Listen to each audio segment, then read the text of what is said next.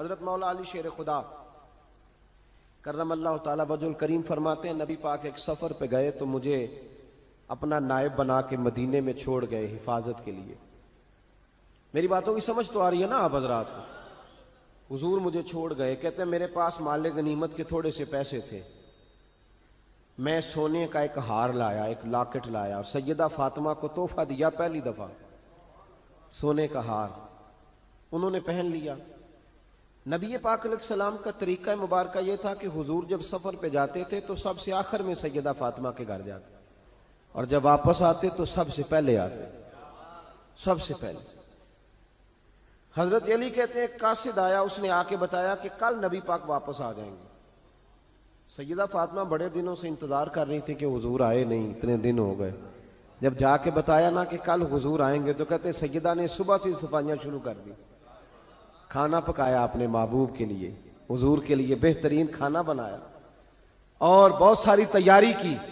کہتے ہیں حضور آئے حسب روایت, حسب عادت, وہی مبارک عادت جو محبوب کی ہمیشہ سے تھی. نبی پاک آئے, پہلا قدم سیدہ فاطمہ کے گھر میں رکھا, السلام علیکم کہا, اور سیدہ نے وعلیکم کہا تو حضور نے ان کا چہرہ دیکھا تو واپس چلے گئے.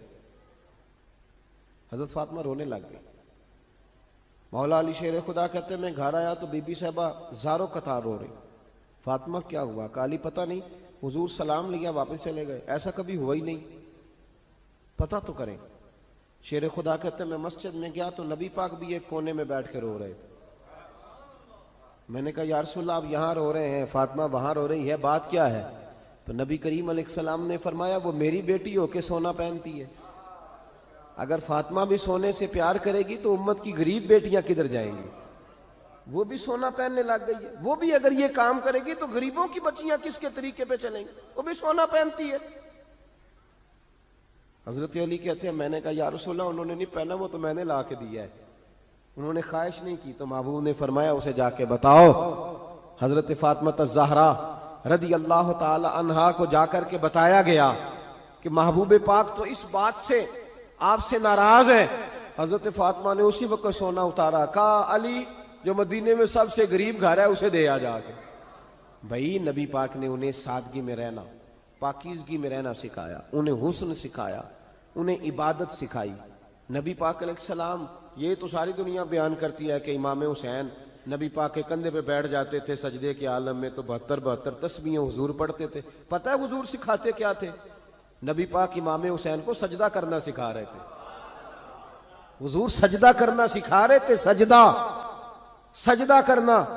پورے کربلا کے واقعے میں کسی جگہ بھی امام حسن اور امام حسین نے کسی ایک مقام پہ بھی یزیدیوں سے کوئی مطالبہ نہیں کیا, کوئی بات نہیں منوائی, کہا جو تمہاری مرضی. ایک بات صرف کی, ایک گزارش, توجہ ہے میری بات پر, ایک بات صرف کی, ایک مطالبہ رکھا.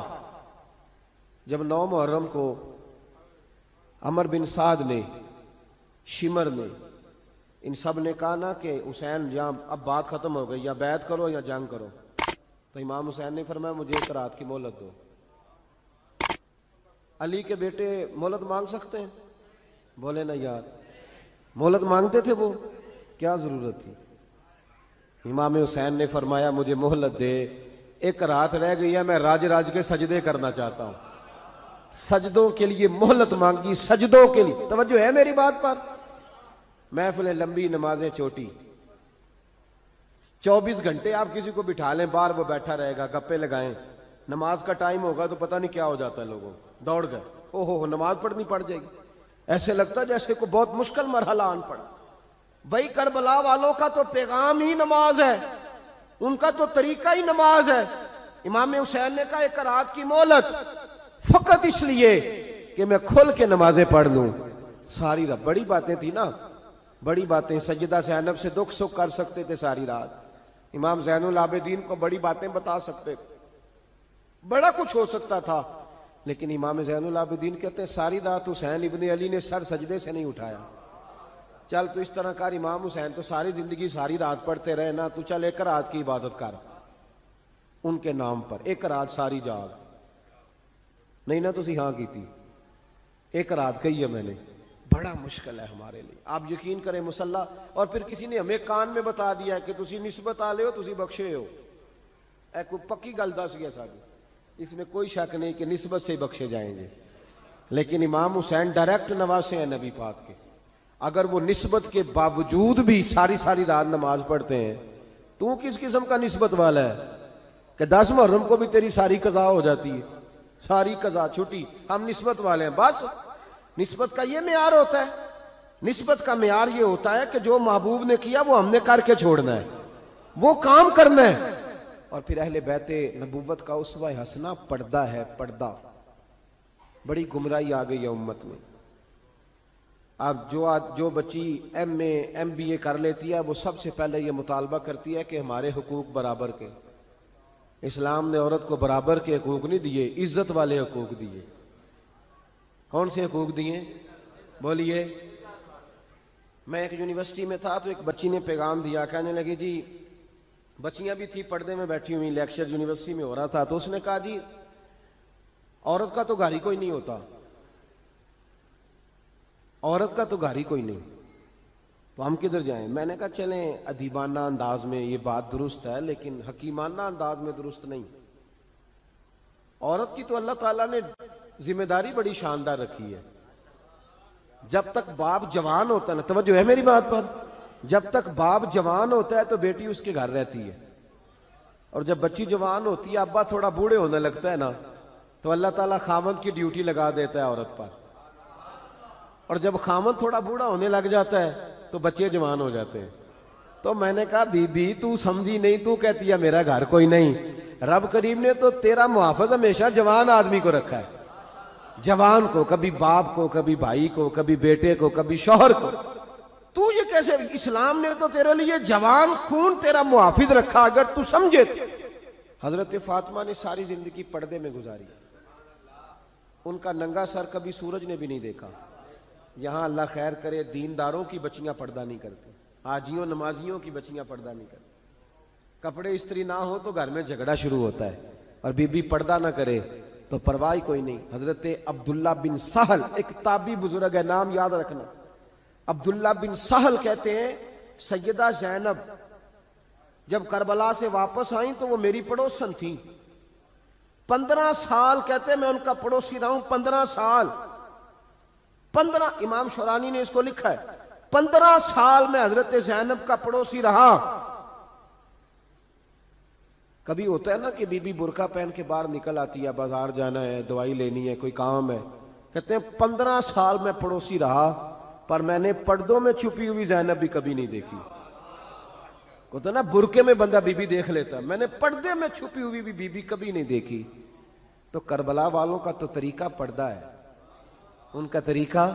اب آخری بات سنیں, کربلا والوں کا طریقہ حوصلہ ہے, ہمت ہے. ہمارے ہاں نا خودکشیاں عام, جھگڑا عام, لڑائی عام. اس کی وجہ یہ کہ حوصلہ کوئی نہیں. ذرا سی بات کوئی بندہ برداشت کرنے کو تیار. اہل بیت کا جو طریقہ ہے نا وہ حوصلہ ہے, وہ صبر ہے. وہ چلے محبت کی بات ہے کر دیتا ہوں. ایک بابا جی سے میں نے پوچھا, میں نے کہا جناب صحت کیسی ہے؟ کہ دکھا نہیں وڈیریاں کر چڑیا. میں کہا کنی عمر تہاڈی؟ کہندا میں عمر تے ایویں 76 کو سال ہے. تے میں کہا دکھاں تو بغیر بھی ہن تساں وڈیریا ہی ہونا سی. بس کر دے, دکھوں کو بدنام کیا ہوا بلا وجہ. اب بس کریں, وڈیرے ہونا تھا کہ نہیں ہونا تھا؟ تے نہ دکھاں دا لا دیتا ہے. ہجوم غم میں بھی توہین نے ضبط غم نہ ہوئی, ہم تو اس احتیاط سے روئے کہ آنکھ نم نہ ہوئی. اللہ والے تو مطلب شکوہ کرنا ہر وقت شکوہ, حوصلہ ہی کوئی نہیں, سکون ہی کوئی نہیں, پریشانی بڑی ہے جی, آزمائش بڑی ہے. کبھی آپ نے کہیں سنا ہے کہ واقعہ کربلا کے بعد حضرت زینب معاذ اللہ نفسیاتی مریض ہو گئی تھی؟ امام زین العابدین, سیدہ سکینہ, حضرت صغرا وہ حوصلے میں رہے, متوانا رہے. امام زین العابدین نے اس کے بعد بھی کئی دفعہ پیروں میں بیڑیاں پہنی, کئی دفعہ. سادات کا خاندان چلا. یہ جو داتا علی اجویری نے آ کے آپ کو کلمہ پڑھایا یہ بھی سید زادے, سیدوں کا قافلہ رکا نہیں. یہ خواجہ اجمیری بھی سید زادے, غوث پاک جیلانی بھی سید زادے. یہ سادات کا سلسلہ چلتا رہا. بار بار آ کے امت کی قیادت کی ان لوگوں نے. جب دیکھیں نا یہاں کسی بندے کا کٹا ہوا ہاتھ پھینکا جائے نا, بلکہ انگلی پھینک دی جائے, تو لوگ ڈر کے بھاگ جائیں گے، کسی کا، اپنے کسی کا نہیں، کسی کا، کیونکہ انسان کا وجود کٹ جائے تو دہشت پیدا ہوتی، آپ ڈر کے بھاگ جائیں گے۔ امام حسین کا کٹا ہوا سر، توجہ ہے میری بات پر؟ ذرا غور کرنا، بندے کا سر کٹ جائے، ہم سنتے ہیں بات پر غور نہیں کرتے۔ دھاڑ ان کا پڑا تھا کربلا میں، کٹا ہوا سر، زلفیں، پگڑی، کٹا ہوا سر نیزے پہ، آگے آگے سر جا رہا ہے، پیچھے سیدہ زینب جا رہی، با پردہ یزید کے دربار میں پہنچی، بی بی صاحبہ پردے میں بیٹھ گئی۔ یزید کہنے لگا دیکھ لو، اللہ نے مجھے عزت دی اور میرے دشمنوں کا معاذ اللہ کیا حال ہوا۔ جب اس نے یہ کہا نا تو حضرت نعمان بن بشیر صحابی بیٹھے تھے، اور ساتھ کہتے ہیں میرے ایک نابینا صحابی بھی بیٹھے تھے۔ حضرت نعمان بن بشیر کہتے ہیں کہ جب اس نے یہ کہا نا کہ اللہ نے مجھے عزت دی اور نقل کفر کفر نہ باشد، میرے دشمنوں کا یہ حال ہوا، تو کہتے ہیں سیدہ زینب وہاں سے اٹھ کے کھڑی ہو گئی، با پردہ سیدہ زینب کھڑی ہوئی، اور فرماتے ہیں اس طرح نہیں کھڑی ہوئی کہ بیویاں روتی ہیں تو کہتی ہیں ہائے یہ ہو، اس طرح نہیں، حوصلہ، ہمت، اور جس طرح کوئی سیاںا خطیب خطبہ پڑھتا ہے اس طرح سیدہ نے خطبہ پڑھا، پہلے اللہ کی حمد کی، پھر نبی پاک پہ درود پڑھا، اور پھر قرآن پاک کی آیت پڑھی وَتُعِزُّ مَن تَشَاءُ وَتُذِلُّ مَن تَشَاءُ، یہ آیت پڑھی۔ کہتے سیدہ کی آواز میں وہ روب تھا، وہ گرج تھی، وہ وقار تھا، وہ اطمینان تھا کہ وہ نابینا صحابی میرا گھٹنا ہلا کے کہنے لگے نعمان علی آ گئے ہیں دربار میں، علی آ گئے ہیں، جبریل امی بول رہے ہوں جیسے، حکمت کے گوہر رول رہے ہوں جیسے، دربار دمشق میں بی بی زینب کا خطاب منبر پہ علی بول رہے ہوں جیسے۔ کہا یہ تو حضرت علی کی آواز، علی آ گئے کیا، علی آ گئے؟ سیدہ زینب فرمانے لگی یزید تیری حکومت ہے تو کہتا ہے کہ اللہ نے تجھے عزت دی، ذرا وقت بدلنے دے، ذکر تیرا بھی ہوگا پر تجھ پر لوگ لعنت برسائیں گے، اور جب میرے حسین کا ذکر ہوگا تو خطیب جمعے کے خطبے میں ذکر کیا کریں گے، خطبوں میں میرے نام۔ بھائی حوصلہ پیدا کرے زندگی میں، ہمارے اندر حوصلہ نہیں رہا، حوصلہ نہیں، توانائی نہیں، ذرا ذرا سی بات پہ ہم بگڑتے ہیں، ناراض ہوتے ہیں، اپنی طبیعتوں کو اکٹھا کریں۔ پہلا سبق یہ عرض کیا ہے کہ اہل بیت سے پیار کریں، بحث چھوڑ دیں، صحابہ سے پیار کریں اور بحث، نبی پاک کا میلاد منائیں اور بحث کرنی چھوڑ دیں۔ اور دوسری بات یہ کہ اہل بیت کا طریقہ فقر و فاقہ ہے، ان کا طریقہ سخاوت ہے، ان کا طریقہ پردہ ہے، ان کا طریقہ عبادت ہے، ان کا طریقہ حوصلہ ہے۔ حوصلہ مند زندگی گزاریں، توانائی والی زندگی گزاریں۔